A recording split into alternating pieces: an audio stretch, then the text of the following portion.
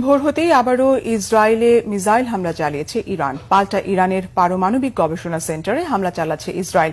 Tehran বলছে সংঘাত বন্ধে মার্কিন প্রেসিডেন্টের একটি ফোন কলই যথেষ্ট। ইউরোপীয় নেতারাও সংঘাত নিরসনে মার্কিন প্রেসিডেন্ট ডোনাল্ড ট্রাম্পের হস্তক্ষেপ আশা করছেন। তবে হামলা বন্ধ করতে ইসরায়েলকে চাপ দিতে চান না ট্রাম্প। ইসরায়েলকে দ্রুত অস্ত্রবিরতিতে যাওয়ার আহ্বান জানিয়েছে চীন ও রাশিয়া। শহীদ আরাফাতের ডেস্ক রিপোর্ট। দ্বিতীয় সপ্তাহে গড়িয়েছে ইরান ইসরায়েলের পাল্টাপাল্টি হামলা। প্রতি মুহূর্তে বাড়ছে ধ্বংসযজ্ঞ, বাড়ছে হতাহতের সংখ্যা। এরই মধ্যে উভয় দেশে বাস্তুচ্যুত হয়েছে অসংখ্য মানুষ। এই পরিস্থিতিতে সংঘাত নিরসনে এগিয়ে এসেছেন জাতিসংঘ, এশিয়া ও ইউরোপীয় নেতারা।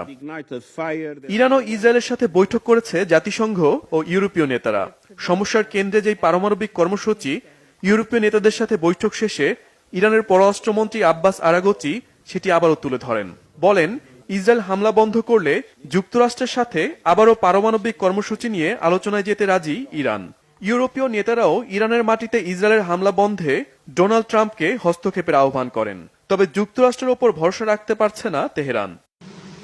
মার্কিন প্রেসিডেন্ট ডোনাল্ড ট্রাম্প ঝুঁকে আছেন ইসরায়েলের দিকে। এখনই হামলা বন্ধ করতে ইসরায়েলকে চাপ দিতে চান না তিনি। ট্রাম্প বলেন, ইসরায়েল এই সংঘাতে এগিয়ে থাকায় এখনই কোনো মন্তব্য করা ঠিক হবে না। ইরান ইসরায়েলের সংঘাত আরো 2 সপ্তাহ পর্যবেক্ষণ করতে চান ট্রাম্প। এদিকে জাতিসংঘে ইরান ও ইসরায়েলের প্রতিনিধিরা পাল্টাপাল্টি দোষারোপ করেছেন। শুক্রবারের বৈঠকে নেতারা কূটনৈতিক সমাধানের আহ্বান জানালেও কার্যকর কোনো সমাধান দিতে পারেননি। রাশিয়া ও চীনের দূত ইরানের পরমাণু স্থাপনায় হামলায় ইসরায়েলের সমালোচনা করে।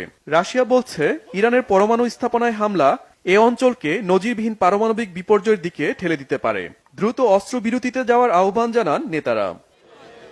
শহীদ Arafat, Bangla vision news desk.